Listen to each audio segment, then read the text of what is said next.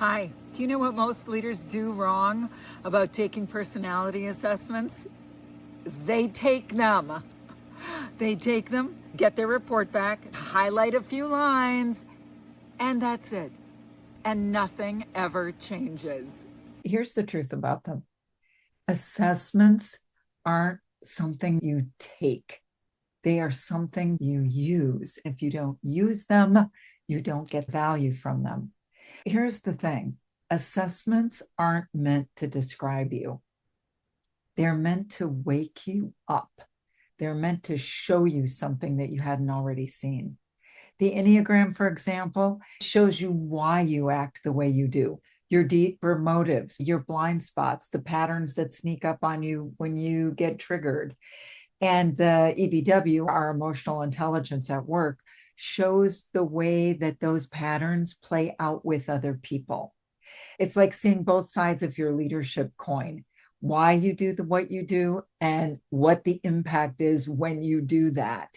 When you start using these tools, you begin to lead from awareness instead of just by autopilot or default. And that's the whole game, right? You stop saying, that's just who I am. I know you've heard people say that. You might have said it yourself. But what if you started asking, who do I want to be in this moment? What does this moment call for me to be? What impact could I have in this moment if I were blank, fill in the blank? That's where transformation happens, not from the data, but what you do with it. I used to work for a company that was absolutely opposed to data and assessments. They said, we are not going to label people. And that is a problem. We don't want to label people. But that is absolutely mistaken thinking about the use of an assessment. That was us not deeply considering what the possibility of the assessment data could do for us, what we could do with it.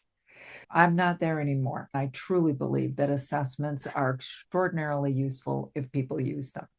If you've had this thought, hey, I already know my type, or I've done emotional intelligence before, I read the book, or something like that, I challenge you to go one step further. Don't just take the assessment, use it. If you had that done, go back and look at your assessments and determine what should you do now? What conscious doing action could you take with those assessments? Stop taking assessments and start using them. Talk to you soon.